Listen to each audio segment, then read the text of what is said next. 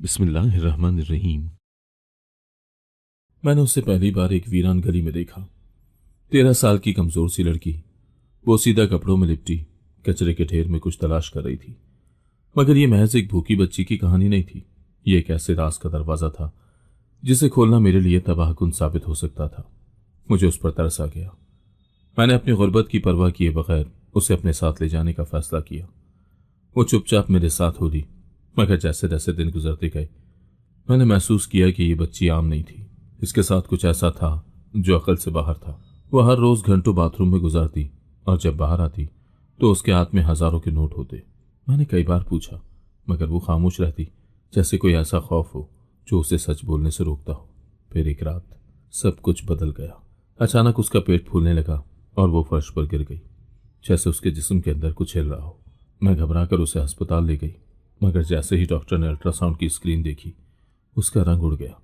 उसकी आंखें हैरत से फैल गईं और अगले ही लम्हे वो सजदे में गिर पड़ा। ये नामुमकिन है, उसने लरसती आवाज में कहा। मेरे पैरों तले से जमीन निकल गई। ये बच्ची आखिर कौन थी? इसके जिस्म में ऐसा क्या था जो डॉक्टर्स को सजदे में गिरा देने के लिए काफी था? जिंदगी मेरे लिए हमेशा एक मुसलसल जंग रही है। मैंने कभी खुशहाल दिन नहीं देखे और न ही किसी ने मेरी तकलीफों को समझने की कोशिश की। मैंने तन्हाई में आंख खोली और तन्हाई ही मेरी साथी बन गई। गुर्बत ने हमेशा मेरी दहलीज पर टेले डाले रखे और किस्मत ने कभी मेहरबानी करना मुनासिब ही न समझा। मैंने बचपन में माँ बाप खो दिए और उस दिन के बाद मुझे एहसास हुआ कि दुनिया में कोई किसी का नहीं होता। मैं रिश्तेदारों के घर में दरबदर रही, हर जगह बोझ समझी गई। किसी ने मुझ पर तरस खाकर एक वक्त का खाना दिया तो किसी ने एहसान जताकर मेरी इज्जत को मजरूह कर दिया। मैं जीती रही, मगर जीने का मतलब कभी समझ नहीं आया।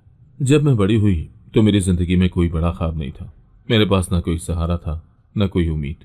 मैंने बस इतना सोचा था कि जितनी तकलीफ मैंने झेली है वो किसी और को ना झेलनी पड़े। मगर मैं एक औरत थी और दुनिया औरतों के लिए आसान जगह नहीं है।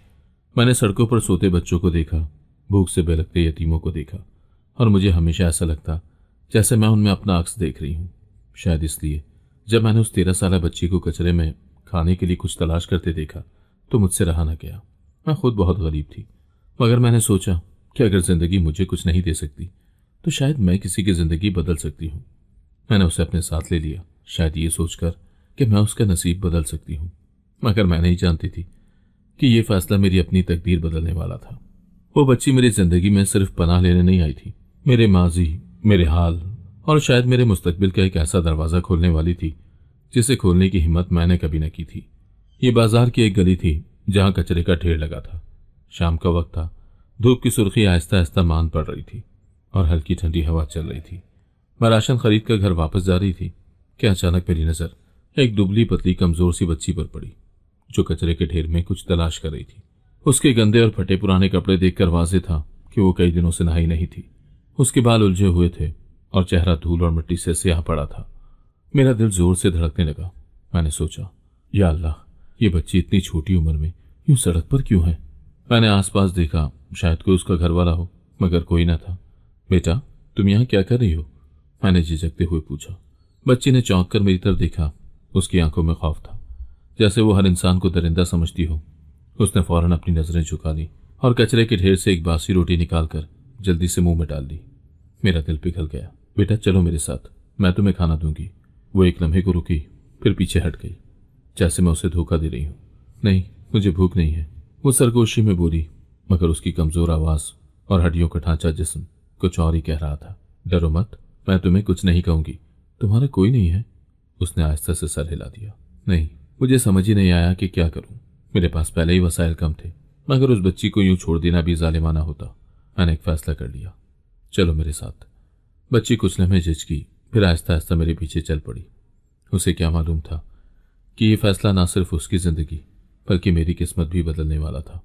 मैंने सोचा था कि ये बच्ची मेरे साथ आकर सुकून का सांस लेगी, खाना खाएगी और आराम करेगी, मगर जैसे ही वो मेरे घर में दाखिल हुई मुझे अजीब सा एहसास हुआ, जैसे कुछ ठीक नहीं था।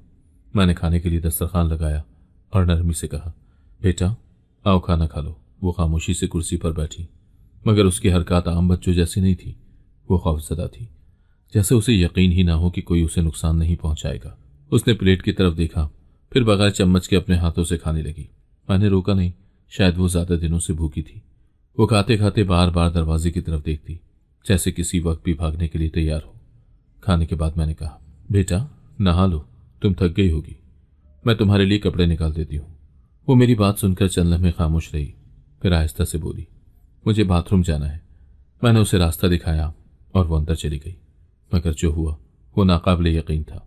3 घंटे गुजर गए मगर वो बाहर नहीं आई। मैंने दरवाजे पर दस्तक दी, बेटा सब ठीक है? कोई जवाब नहीं। मेरा दिल जोर जोर से धड़कने लगा। मैंने सोचा कि शायद वो खौफजदा है, शायद वो रो रही है, ये शायद कुछ और मसला हो गया है। मैंने दरवाजे को धक्का दिया मगर वो अंदर से लॉक था।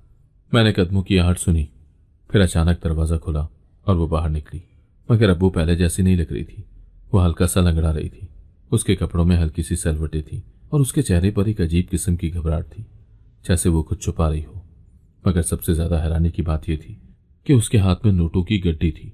ये पैसे कहाँ से आए? मैंने हैरत से पूछा। वो चौंक गई और फौरन पैसे छुपाने लगी। ये मेरे हैं, वो मध्यम आवाज में बोली।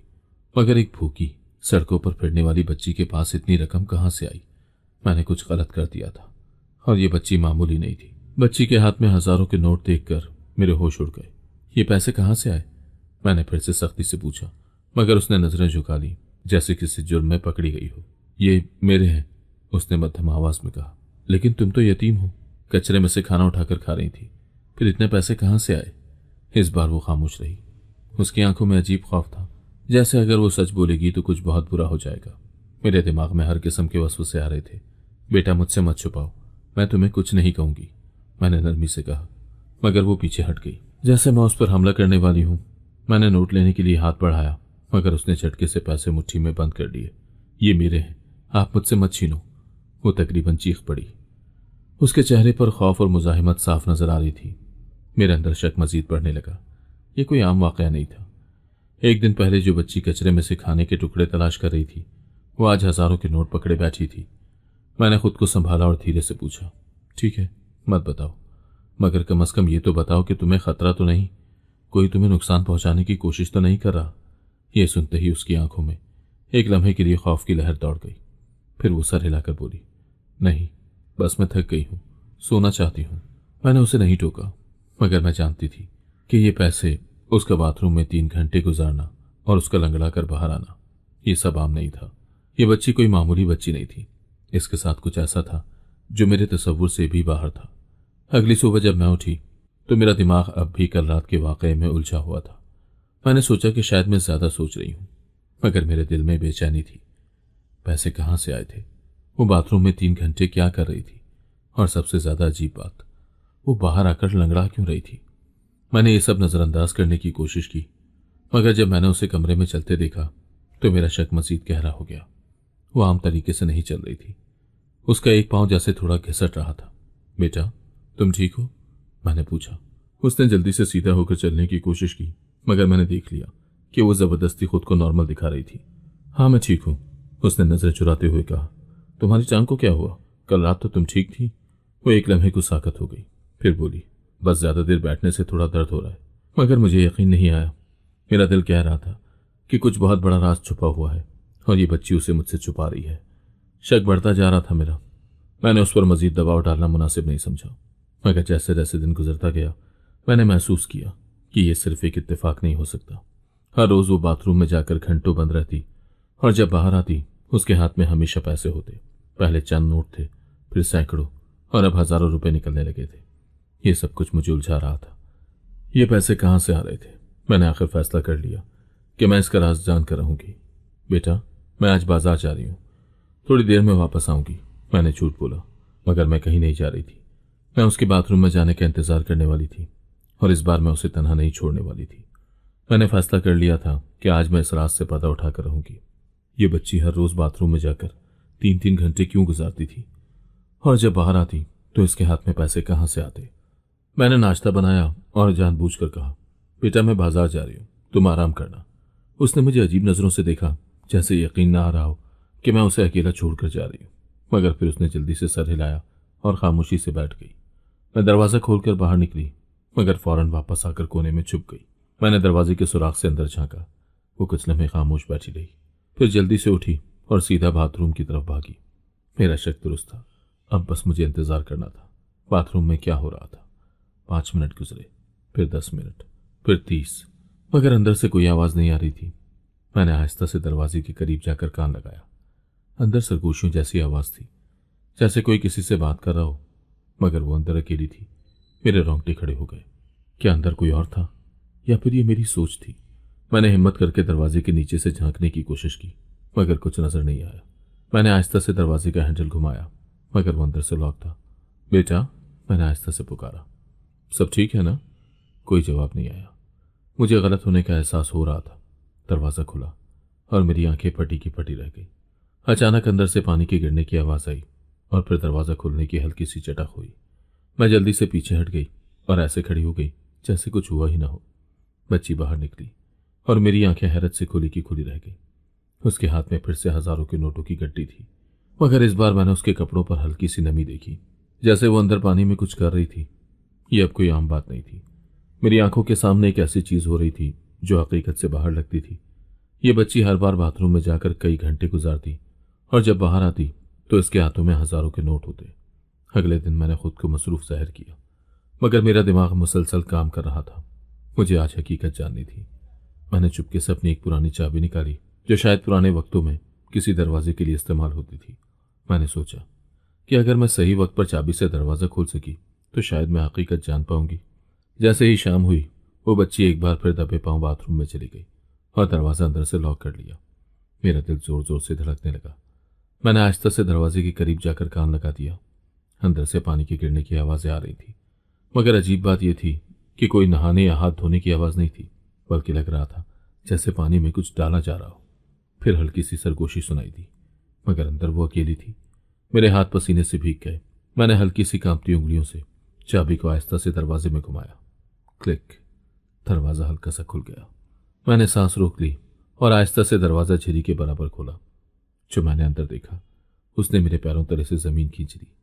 बच्ची एक बड़े बर्तन में पानी डाल रही थी और जैसे ही वो कुछ खास ग़िज़ा पानी में डिबोती, वो आहिस्ता आहिस्ता असली करेंसी में बदल जाते। मेरे दिल की धड़कन रुक गई। वो जो कुछ कर रही थी वो हकीकत से बाहर था। क्या मैं कोई ख्वाब देख रही थी या फिर मेरे सामने कोई ऐसा राज था जो किसी ने आज तक नहीं जाना? कागज का आम टुकड़ा पानी में जाते ही असली करेंसी में बदल रहा था। मेरा दिल जोर जोर से धड़कने लगा। मैंने जल्दी से दरवाजा बंद कर दिया और वहां से हट गई ताकि वो ये ना समझे कि मैंने कुछ देखा है। मैं उस वक्त खुद को काबू में रखना चाहती थी, मगर मेरे अंदर सवालों का तूफान उठ रहा था। मैंने फैसला किया कि मैं उसे जल्दी परेशान नहीं करूंगी। मुझे ये देखना था कि आया ये सब कुछ उसके काबू में है या फिर वो खुद किसी बड़ी साजिश का शिकार है। रात को जब वो सो गई तो मैं आहिस्ता आहिस्ता उसके करीब गई और फिर मेरी नजरें उसके जिस्म पर पड़ी। उसकी कमर और पेट पर गहरे निशानात थे, जैसे कोई पुरानी सर्जरी हुई हो। मैंने हैरत से करीब होकर देखा, ये आम जख्म नहीं थे। मेरे रोंगटे खड़े हो गए। मैंने फैसला कर लिया कि अब मैं ये राज जानकर ही रहूंगी। मैंने उस बच्ची के जिस्म पर मौजूद अजीब निशानात देखे, मगर उससे कुछ कहने के बजाय खामोश रही। मैंने सोचा कि अगर मैंने जल्दबाजी की तो शायद वो मुझ पर एतमाद न करे। मैंने खुद को पुरसुकून रखा, लेकिन मेरा जहन मुसलसल इसी बात में उलझा रहा। अगले दिन मैंने महसूस किया कि वो मामूल से ज्यादा थकी हुई और सुस्त लग रही थी। उसकी आंखों के गिर्द हल्के पड़ गए थे और वो निवाला तोड़ तोड़ कर खा रही थी।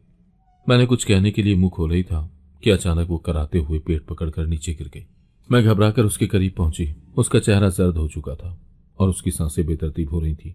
वो फर्श पर लेटकर अपने पेट को जोर से पकड़े हुई थी, जैसे वहां कोई नाकाबिले बर्दाश्त दर्द हो। ज़ैनब, क्या हुआ तुम्हें? मैंने उसे सहारा देने की कोशिश की, मगर वो दर्द से तड़प रही थी।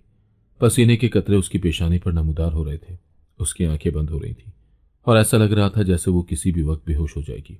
मैंने घबराकर जल्दी से पानी का गिलास उठाया, मगर उसने अपने होंठ सख्ती से भींच लिए और कुछ भी पीने से इनकार कर दिया। हमें अस्पताल जाना होगा, मैंने फैसला किया और जल्दी से उसके जूते पहनाए। मगर जैसे ही मैंने उसका हाथ थामा, मैंने महसूस किया कि उसके पेट में कुछ हरकत हो रही थी। ये कोई आम दर्द नहीं था, उसके जिस्म के अंदर कुछ था जो अब बेदार हो रहा था। मेरी उंगलियां थरथरा गई, मगर मैंने उसे फौरन अपनी चादर में लपेटा और घर से बाहर निकल गई। हर कदम पर मेरा दिल धड़क रहा था। मुझे नहीं मालूम था कि अस्पताल जाकर क्या पता चलेगा, मगर मैं ये जानती थी कि ये कोई आम बीमारी नहीं थी। जब मैं उसे अस्पताल लेकर पहुंची तो डॉक्टर्स ने उसे फौरन इमरजेंसी वार्ड में ले लिया।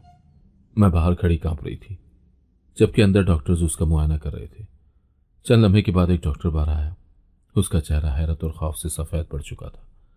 ये मुमकिन नहीं, वो आहिस्ता से बड़बड़ाया और फिर अचानक सजदे में गिर गया, जैसे उसने कुछ ऐसा देख लिया हो जो इंसानी अकल से बाहर हो।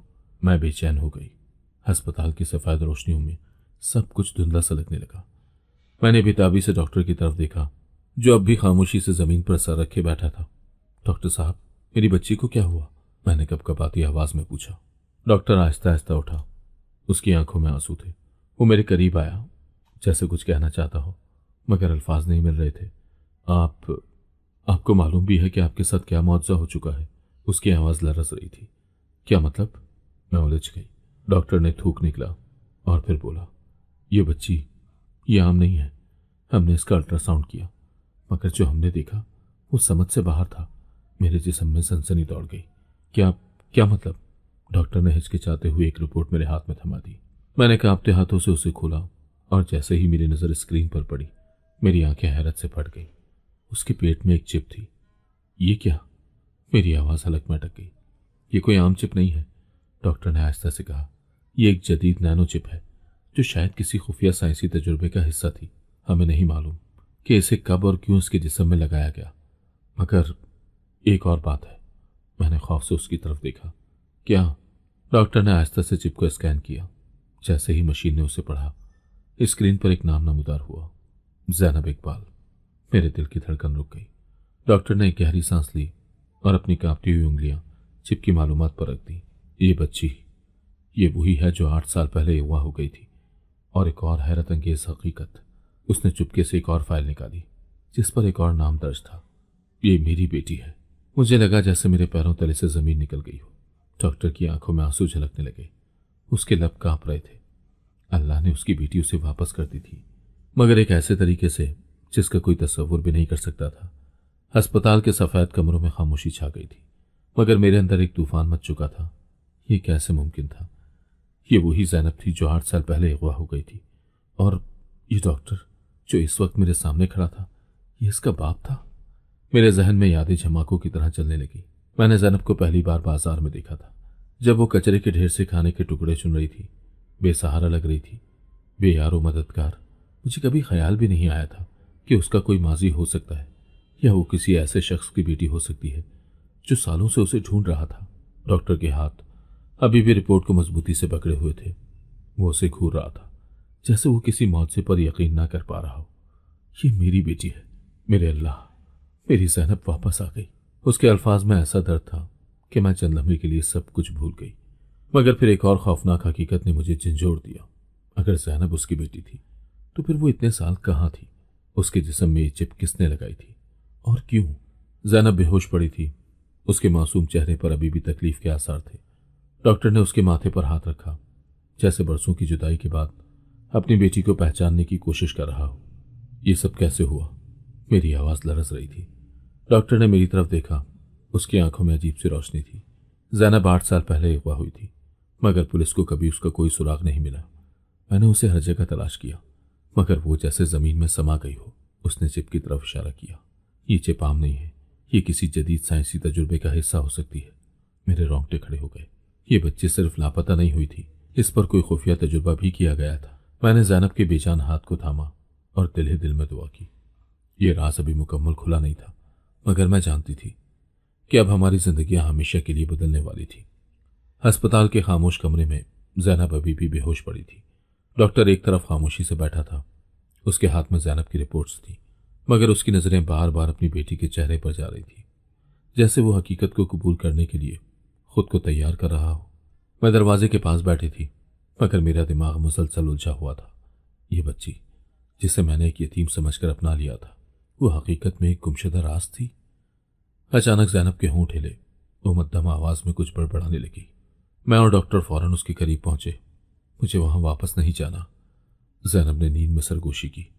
उसकी पेशानी पर पसीने के नन्हे कतरे नमूदार हो रहे थे। डॉक्टर ने हैरत से मेरी तरफ देखा। कहाँ? ज़ैनब, तुम कहाँ की बात कर रही हो? उसने नरमी से उसका हाथ थामा, जैसे वो उसे तहफ़्फ़ुज़ देने की कोशिश कर रहा हो। सफ़ेद कोट, बड़ी बड़ी रोशनी। मुझे वापस नहीं जाना, मत भेजो। मेरा दिल धड़कने लगा। ज़ैनब के अल्फाज आम नहीं थे। क्या वो किसी अस्पताल में रही थी या किसी लेबॉर्ट्री में? जैनब आंखें खोलो, मैंने आहिस्ता से कहा। जैनब की पलकें लरज़ीं और फिर वो आहिस्ता आहिस्ता होश में आने लगी। उसकी सांसें बेतरतीब थीं, जैसे वो किसी भयानक ख्वाब से जागी हो। अम्मी, वो मुझे लेने आएंगे, जैनब ने कमजोर आवाज में कहा और मेरा हाथ सख्ती से पकड़ लिया। मैंने हैरत से डॉक्टर की तरफ देखा। वो कौन? डॉक्टर ने गहरी सांस ली। मुझे लगता है कि जैनब को धीरे धीरे सब कुछ याद आ रहा है, मगर हम नहीं जानते कि ये यादें किस हद तक खतरनाक है। मैंने जैनब के चेहरे को गौर से देखा। उसकी आंखों में अभी भी खौफ था, जैसे वो किसी नाकाबिले बयान माजी से गुजर चुकी हो।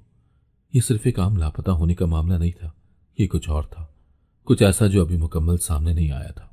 और शायद जब ये मुकम्मल हकीकत सामने आएगी तब हम सब के लिए सब कुछ बदल चुका होगा। जैनब होश में तो आ गई थी, मगर उसकी आंखों में अभी भी वही खौफ था, जैसे कोई साया उसके जहन पर छाया हुआ हो। डॉक्टर ने उसकी नब्ज चेक की और मैंने पानी का गिलास उसके लबों से लगा दिया, मगर वो कुछ भी बोलने को तैयार नहीं थी। बेटा, क्या तुम्हें याद है कि तुम कहाँ थी? मैंने नरमी से पूछा। जैनब ने आहिस्ता से सर झुका लिया, जैसे वो अपनी याददाश्त के किसी हिस्से को सोचने की कोशिश कर रही हो, मगर अल्फाज नहीं मिल रहे थे। डॉक्टर ने गहरी सांस ली। हमें जैनब पर ज्यादा दबाव नहीं डालना चाहिए, याददाश्त खुद ब खुद वापस आ जाएगी, मगर हमें तहम्मुल से काम लेना होगा। मैंने इस बात में सर हिला दिया, मगर मेरे दिल में अजीब सी बेचैनी थी। मुझे महसूस हो रहा था कि जैनब को सिर्फ वक्त की जरूरत नहीं थी, बल्कि उसे किसी ऐसे शख्स की जरूरत थी जो उसके खौफ को समझे। अगली सुबह जब मैं नाश्ता लेने के लिए अस्पताल की कैंटीन की तरफ जा रही थी, मैंने नोट किया कि कुछ नर्सें सरगोशियों में जैनब के बारे में बात कर रही थी। वो बच्ची कहाँ से आई पता नहीं, मगर मैंने सुना है कि डॉक्टर इकबाल उसे बहुत संजीदगी से ले रहे हैं, जैसे वो उसे पहले से जानते हों। और तुम्हें पता है, एक और अजनबी आदमी आया था, जैनब के बारे में पूछ रहा था। मेरे कदम वहीं रुक गए। कोई जैनब के बारे में क्यों पूछ रहा था?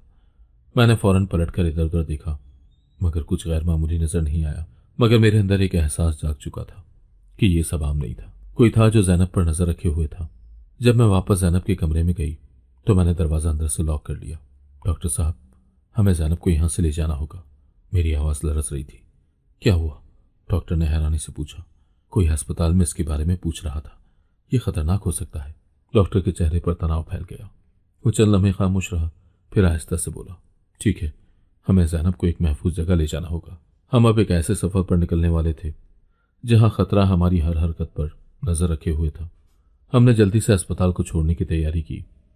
डॉक्टर ने अपनी गाड़ी निकाली और मैंने जैनब को आरामदेह कंबल में लपेट दिया। वो अब भी कमजोर थी, मगर उसकी आंखों में एक अनजाना खौफ तैर रहा था। बेटा, हम कहीं जा रहे हैं, मगर तुम बिल्कुल महफूज हो, ठीक है? मैंने नरमी से कहा।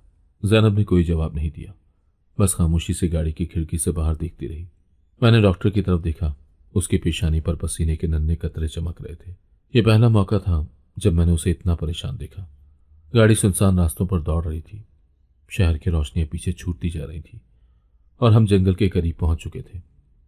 डॉक्टर के एक करीबी दोस्त का फार्म हाउस यहां मौजूद था, जो सालों से खाली था। यह वो जगह थी जहां हमें कुछ वक्त के लिए छुपना था। फार्म हाउस पहुंचकर मैंने जैनब को बिस्तर पर लेटाया और डॉक्टर ने दरवाजे और खिड़कियां चेक की, ताकि ये यकीनी बनाया जा सके कि कोई हमारा पीछा ना कर रहा हो। यहां कुछ दिन रुकना होगा, डॉक्टर ने आहिस्ता से कहा, जब तक हमें ये पता न चल जाए कि असल में हमारे पीछे कौन है। रात के किसी पहर अचानक जैनब की तरफ से मध्यम सरगोशियों की आवाजें आई। मैंने चौंक कर उसकी तरफ देखा। वो नींद में कुछ बड़बड़ा रही थी, जैसे किसी ख्वाब में डूबी हुई हो। मुझे बंद मत करो, मुझे जाने दो। मैंने आहिस्ता से उसके कंधे पर हाथ रखा, मगर जैसे ही मैंने उसे छुआ, वो एक जोरदार चीख के साथ जाग उठी। वो आ रहे हैं, वो चीखे और कांपने लगी। मैंने जल्दी से उसे गले से लगाया। बेटा, कोई नहीं आ रहा, तो महफूज हो। मगर जैनब की आंखों में अब भी खौफ था। वो तेजी से सांस ले रही थी, जैसे किसी अनजानी जगह की यादें उसके जहन में वापस आ रही हो। वो कौन? मैंने आहिस्ता से पूछा। जैनब ने हिचकिचाते हुए कहा, वो सफेद कोट वाले लोग जो मुझे सोने नहीं देते थे। मेरा दिल दहल गया। ये बच्ची किसी आम मुजरिम के चुंगल में नहीं थी, बल्कि किसी बड़ी और पुरस्कार तंजीम के हाथों में रही थी। जैनब की खौफजदा आंखें अभी तक खुली थीं और उसकी सांसें बेतरतीब हो रही थीं। मैंने जल्दी से उसे दिलासा दिया, मगर मेरे अंदर एक अजीब सा खौफ सरायत कर चुका था। सफेद कोट वाले लोग। मैंने डॉक्टर की तरफ देखा, जो अब संजीदगी से जैनब को देख रहा था। ये कौन लोग हो सकते हैं? डॉक्टर ने आहिस्ता से कहा। यह आम अगवाकार नहीं लगते। जैनब का केस एक आम गुमशुदगी का केस नहीं है, ये कुछ और है। अगले दिन जब जैनब गहरी नींद में थी, डॉक्टर ने उसका मुकम्मल मुआयना करने का फैसला किया। उसकी सेहत पहले से बेहतर हो रही थी, मगर वो अब भी कमज़ोर लग रही थी। मैं जैनब का कुछ मजीद तिब्बी मुआयना करना चाहता हूँ, डॉक्टर ने आहिस्ता से कहा। शायद हमें कुछ ऐसे शवाहिद मिल जाएं जो इसके माजी के बारे में मजीद वजाहत दे सके। मैंने इस बात में सर हिलाया। हमें जैनब के राज को खोलना ही था। जब डॉक्टर ने जैनब की जिल्द का जायजा लिया, हम दोनों हैरान रह गए। जैनब की जिल्द आम बच्चों की तरह नहीं थी। जैसे ही डॉक्टर ने उसके बाजू पर रोशनी डाली, एक हल्का सा नीला निशान झिलमिलाने लगा जो आम रोशनी में नजर नहीं आ रहा था। ये क्या है? मैंने हैरानी से पूछा। डॉक्टर ने गौर से निशान को देखा और सरगोशी की। यह आम निशान नहीं है, ये किसी खास केमिकल का रद्द-ए-अमल लगता है जो कि रोशनी या किसी मखसूस दर्जाए हरारत में जाहिर होता है। मेरी आंखें हैरत से फैल गई। ये मुमकिन नहीं था। क्या जैनब पर कोई तजुर्बा किया गया था? मेरी आवाज लरस रही थी। डॉक्टर खामोश था। उसकी आंखों में कुछ ऐसा था जो वो कह नहीं पा रहा था। ये सब कुछ एक आम हादसा नहीं था। उसने आखिरकार कहा, जैनब के जिस्म में कुछ ऐसा है जो आम नहीं, और शायद यही वजह है कि वो लोग इसे दोबारा लेना चाहते हैं। मेरे जिस्म में सनसनाहट दौड़ गई।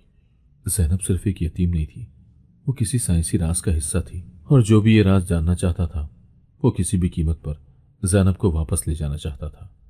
जैनब की जिल्द पर नमूदार होने वाले अजीब निशानात ने हम दोनों को हैरान और परेशान कर दिया था। यह सिर्फ एक आम गुमशुदगी का मामला नहीं था। जैनब के साथ कुछ ऐसा हुआ था जो हमारी सोच से भी आगे था। डॉक्टर ने अपनी जेब से एक खास स्कैनिंग डिवाइस निकाली जो जिल्द के नीचे छुपी किसी भी गैर मामूली चीज को जाहिर कर सकती थी। जैसे ही उसने जैनब के बाजू पर आहिस्ता से आला चलाया, स्क्रीन पर कुछ कोड्स नमूदार होने लगे। ये क्या है? मैंने हैरत से पूछा। डॉक्टर ने गहरी सांस ली। ये कोई खुफिया निशान है। जैनब के जिस्म में कोई ऐसी शनाख्त मौजूद है जो कि आम आंख से नजर नहीं आती। किसी ने जानबूझकर इसके जिस्म पर कुछ लिखा है, कोई कोड। उसी रात जब हम सो रहे थे, मैंने एक अजीब आवाज सुनी, जैसे कोई दरवाजे के करीब आया हो। मेरे दिल की धड़कन तेज हो गई। मैंने जल्दी से खिड़की के पर्दे हटाए और बाहर झांका, मगर वहां कोई नहीं था। लेकिन दरवाजे के सामने जमीन पर कुछ पड़ा हुआ था। मेरा सांस रुक गया, मेरे हाथ लरसने लगे। मैंने आहिस्ता से दरवाजा खोला और लिफाफा उठाया। जैसे ही मैंने उसे खोला, अंदर एक सादा मगर खौफनाक पैगाम लिखा था। तुमने जिस चीज को बचाने की कोशिश की वो हमारे लिए बहुत कीमती है। जैनब को वापस कर दो, वरना अंजाम बुरा होगा। मेरी उंगलियां कांप गईं। डॉक्टर, मैंने घबरा कर उसे आवाज दी। डॉक्टर जल्दी से बाहर आया और मैंने कांपते हाथों से उसे वो पैगाम थमा दिया। जैसे ही उसकी नजरें उस पर पड़ी, उसके चेहरे की रंगत बदल गई। ये लोग हमें ढूंढ चुके हैं, उसने सरगोशी की। अब हमें ज्यादा वक्त नहीं मिलेगा। जैनब के जिस्म पर मौजूद निशानात, उसके ख्वाब और अब ये खुफिया पैगाम, सब कुछ एक बड़ी हकीकत की तरफ इशारा कर रहा था। मगर क्या हम इससे पहले हकीकत जान पाएंगे या ये लोग हमें पहले ही तलाश कर लेंगे? फार्म हाउस में गंभीर खामोशी छाई हुई थी। मेज पर वो पुरस्कार खत पड़ा था जिसके अल्फाज अभी भी मेरे जहन में गूंज रहे थे। जैनब को वापस कर दो, वरना अंजाम बुरा होगा।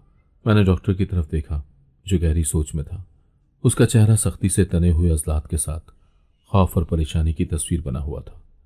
ये लोग हमें ढूंढ चुके हैं, डॉक्टर ने सरगोशी की, और अब हमारे पास ज्यादा वक्त नहीं है। मगर ये लोग कौन हैं और जैनब को क्यों चाहते हैं? मैंने बेचैनी से पूछा। डॉक्टर ने एक लम्हे के लिए सोचा, फिर बोला, हमें जैनब के माजी की खोज लगानी होगी। डॉक्टर ने अपने लैपटॉप पर जैनब की पुरानी रिपोर्ट्स देखनी शुरू की।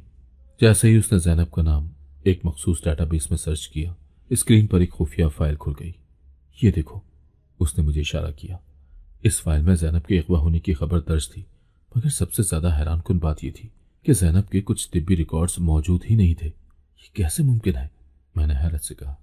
हर बच्चे की पैदाइश और मेडिकल हिस्ट्री रिकॉर्ड में होती है, जैनब के बारे में कुछ भी क्यों नहीं है? डॉक्टर ने संजीदगी से कहा, क्योंकि शायद कोई जानबूझकर इसकी शनाख्त मिटा चुका है। मेरी रीढ़ की हड्डी में सर्द लहर दौड़ गई। मगर क्यों? डॉक्टर ने गहरी सांस ली और मध्यम आवाज में कहा, जैनब एक आम बच्ची नहीं थी। वो किसी खुफिया प्रोजेक्ट या साइंसी तजुर्बे का हिस्सा रही है, और उसके जिस्म में कुछ ऐसा है जो आम नहीं है, और यही वजह है कि ये लोग इसे वापस लेना चाहते हैं। क्या जैनब एक खुफिया तजुर्बे का शिकार थी? मैंने जैनब की तरफ देखा जो अभी भी गहरी नींद में थी। रात गहरी हो रही थी और फार्म हाउस की खिड़कियों से बाहर सिर्फ अंधेरा नजर आ रहा था। मैं और डॉक्टर खामोशी से बैठे जैनब के माजी के बारे में सोच रहे थे। ये सब कुछ किसी बड़ी हकीकत की तरफ इशारा कर रहा था, मगर जैनब की खोई हुई याददाश्त के बगैर हम कुछ भी साबित नहीं कर सकते थे। डॉक्टर ने लैपटॉप बंद किया और गहरी सांस ली। हमें जैनब को फोर्स नहीं करना चाहिए, लेकिन अगर वो खुद कुछ याद कर ले तो ये हमारे लिए सबसे बड़ी कामयाबी होगी। मैंने जैनब की तरफ देखा, जो कमरे के एक कोने में बैठी खिड़की के बाहर देख रही थी। उसकी आंखों में खौफ और उलझन थी, जैसे वो कुछ याद करने की कोशिश कर रही हो, मगर कोई नादीदा दीवार उसे रोक रही हो। जैनब बेटा, तुम कुछ सोच रही हो? मैंने नरमी से पूछा। वो कुछ देर खामोश रही, फिर आहिस्ता से बोली, मुझे ख्वाब आ रहे हैं, अजीब व गरीब ख्वाब। मेरे और डॉक्टर के कान खड़े हो गए। कैसे ख्वाब बेटा? मैंने उसके करीब जाकर पूछा। जैनब ने अपनी उंगलियां मरोड़ते हुए कहा, मैं एक जगह हूं जहां बहुत सारी सफेद रोशनी है। वहां कुछ लोग हैं जो सफेद कोट पहने हुए हैं। वो मुझे कुछ इंजेक्शन देते हैं और फिर मेरी आंखों के सामने सब कुछ धुंधला हो जाता है। मेरे दिल की धड़कन तेज हो गई। डॉक्टर ने फौरी तौर पर पूछा, क्या तुम उन लोगों के चेहरे याद कर सकती हो, या वो तुमसे क्या कह रहे थे? जैनब ने आंखें बंद की, जैसे वो याददाश्त के धुंधलकों में कुछ तलाश कर रही हो। फिर अचानक उसने आंखें खोली और घबरा कर बोली, वो मेरा नाम लेकर मुझे बुलाते थे, मगर मेरा नाम जैनब नहीं था। क्या? मैं हैरत से बोली, वो मुझे किसी और नाम से बुलाते थे। वो मुझे प्रोजेक्ट जीरो कह रहे थे। मेरे रोंगटे खड़े हो गए। ये लोग जैनब को इंसान नहीं बल्कि किसी साइंसी तजुर्बे का हिस्सा समझते थे। डॉक्टर ने संजीदगी से कहा, हमने सही अंदाजा लगाया था। जैनब के साथ कुछ ऐसा हुआ है जो आम नहीं है, मगर अब सवाल यह था कि जैनब का असल माजी क्या था और प्रोजेक्ट जीरो का मतलब क्या था। जैनब की बात ने सब कुछ हिलाकर रख दिया था। प्रोजेक्ट जीरो, ये अल्फाज आम नहीं थे। ये किसी आम गुमशुदा बच्ची की कहानी नहीं थी, बल्कि ये किसी बड़ी साजिश का हिस्सा लग रही थी। डॉक्टर के चेहरे पर गहरी सोच के आसार नुमाया थे। अगर जैनब को प्रोजेक्ट जीरो कहा जाता था तो इसका मतलब है ये कोई तजुर्बा था, कोई साइंसी तहकीक जिसमें जैनब को शामिल किया गया था। मैंने चौंक कर पूछा, मगर वो तजुर्बा क्या हो सकता है और ये लोग इसके पीछे क्यों हैं? डॉक्टर ने लैपटॉप खोला और कुछ खुफिया डेटाबेसेस खंगालने लगा। उसके चेहरे पर तनाव था, जैसे वो किसी बड़ी हकीकत को खोलने वाला हो। चंद मिनट के बाद उसके हाथ एक फाइल पर रुक गए। ये देखो, उसने स्क्रीन मेरी तरफ घुमाई। एक नाम सामने आया, United biotech research centre.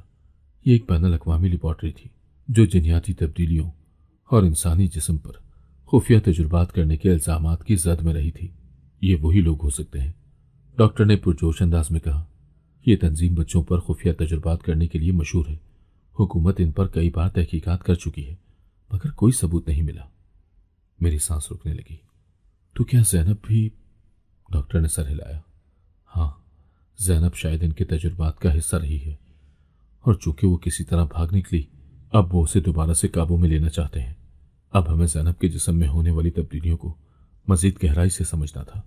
Doctor ने जल्दी से एक और टेस्ट किया और हैरान होकर बोला, जैनब के डीएनए में कुछ मामूली रद्द-बदल है, जैसे किसी ने इसमें कुछ खास शामिल करने की कोशिश की हो। मैंने हैरानी से पूछा, ये कैसे मुमकिन है? डॉक्टर ने संजीदगी से कहा, तंजीम शायद जिनियाती सतह पर तजुर्बे कर रही थी। जैनब एक आम बच्ची नहीं है, वो एक ऐसी इंसानी तब्दीली का हिस्सा हो सकती है जो साइंसी लिहाज से गैर मामूली है। मेरा दिमाग सुन हो गया। इसका मतलब है कि जैनब उन लोगों के लिए खजाना है और वो किसी भी कीमत पर उसे दोबारा लेना चाहते हैं। हमने सच्चाई का एक और दरवाजा खोल दिया था, मगर इसके साथ ही खतरा पहले से कहीं ज्यादा बढ़ चुका था। हमने जितना खोजा उतना ही हकीकत हमारे काबू से बाहर होती जा रही थी।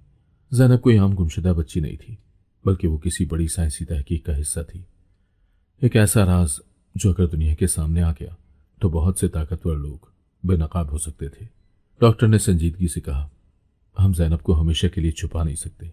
हमें इस मामले को दुनिया के सामने लाना होगा, वरना ये लोग इसे बार बार पकड़ने की कोशिश करेंगे। मगर कैसे? मैंने पूछा। डॉक्टर ने गहरी सांस दी। हमें मीडिया के पास जाना होगा। अगर ये खबर दुनिया में फैल गई तो ये लोग जैनब को नुकसान नहीं पहुंचा सकेंगे। ये एक बड़ा फैसला था, मगर हमारे पास और कोई रास्ता नहीं था। जैनब अचानक बेहोश हो गई। जैसे ही हम फार्म हाउस से निकलने की तैयारी कर रहे थे, जैनब अचानक लड़खड़ाई और जमीन पर गिर गई। जैनब, मैंने घबरा कर उसे उठाने की कोशिश की, मगर उसकी आंखें बंद हो चुकी थी और उसके जिस्म में कोई हरकत नहीं थी। डॉक्टर फौरन उसकी नब्ज चेक करने लगा। ये क्या हो रहा है? मैंने घबरा कर पूछा। डॉक्टर की आंखों में खौफ था। चिप, जैनब के जिस्म में जो चिप थी उसने कोई नया सिग्नल भेजा है, मगर क्यों? डॉक्टर ने जल्दी से अपनी स्कैनिंग डिवाइस से जैनब के जिस्म का मुआयना किया और जो स्क्रीन पर नजर आया उसने हमें झंझोड़ कर रख दिया। किसी ने चिप को एक्टिवेट कर दिया है और अब वो जान चुके हैं कि हम कहाँ हैं। मेरी सांस रुक गई। ये लोग हमें ढूंढ चुके हैं? डॉक्टर ने सर हिलाया। हाँ, और हमारे पास वक्त बहुत कम है। अब क्या होगा? जैनब जमीन पर बेहोश पड़ी थी और दुश्मन हमारे करीब आ चुके थे। हमने सच्चाई का दरवाजा खोल दिया था, मगर अब हमें ये जंग जीतनी थी, जैनब की जिंदगी के लिए और उसकी खोई हुई हकीकत को वापस लाने के लिए। क्या हम वक्त पर भाग सकेंगे या जैनब एक बार फिर उनके हाथ लग जाएगी? जैनब बेहोश थी और हम जानते थे कि हमारे पास वक्त बहुत कम है। चिप एक्टिवेट हो चुकी थी और वो लोग अब हमें ढूंढ चुके थे। अगर हम अभी ना निकले तो शायद जैनब हमेशा के लिए खो जाए। डॉक्टर ने जल्दी से जैनब की नब्ज चेक की। हमें इसे फौरन किसी महफूज जगह ले जाना होगा, लेकिन कहाँ? मैंने घबरा कर पूछा। डॉक्टर ने गहरी सांस ली। हमें ये राज हमेशा के लिए बेनकाब करना होगा। हमें इसे दुनिया के सामने लेकर जाना होगा। हम जैनब को लेकर सीधा एक बड़े मीडिया हाउस पहुंचे, जहां डॉक्टर का एक पुराना दोस्त रिपोर्टर था। जैसे ही हम अंदर पहुंचे, डॉक्टर ने रिपोर्टर को तमाम तफसीलात बताई। जैनब के साथ होने वाले तजुर्बात, चिप और वो तंजीम जो उसे दोबारा काबू में लेना चाहती थी। ये खबर एक धमाके की तरह मीडिया में फैल गई। एक लापता बच्ची के जिस्म में खुफिया चिप क्या किसी बड़ी साजिश का हिस्सा है? क्या साइंस की आड़ में मासूम बच्चों पर तजुर्बे किए जा रहे हैं? ये वो खबरें थी जो हर चैनल पर चलने लगी और जैसे ही ये खबर आम हुई, वो तंजीम जो जैनब के पीछे थी अचानक गायब हो गई। जैनब को नया नाम और नई शनाख्त मिल गई। हुकूमत ने जैनब को मुकम्मल तहफ़्फ़ुज़ दिया। उसकी चिप निकाल दी गई और उसका माजी हमेशा के लिए दफन हो गया। अब वो एक आम जिंदगी गुजार सकती थी। मेरी अपनी जिंदगी भी बदल गई। डॉक्टर ने मेरी तरफ देखा। तुमने जैनब को बचाया और तुमने मुझे मेरी बेटी वापस दिलाई। मैं चाहता हूं कि तुम भी हमेशा हमारे साथ रहो। मैंने हैरत से उसकी तरफ देखा। ये कहानी सिर्फ जैनब की नहीं थी, ये मेरी अपनी कहानी भी बन चुकी थी। मैंने यतीमे में जिंदगी गुजारी थी, मगर आज मुझे एक नया खानदान मिल चुका था। आखिरकार जैनब अपनी असल जिंदगी में वापस आ चुकी थी। और अगर आपको आज की कहानी पसंद आई है तो वीडियो को जरूर लाइक कीजिएगा और अपने दोस्तों के साथ भी शेयर कीजिएगा। और हाँ, अगर आपने अभी तक हमारा चैनल सब्सक्राइब नहीं किया तो जरूर सब्सक्राइब करें। मिलते हैं कल एक नई और दिलचस्प कहानी के साथ। अल्लाह हाफिज।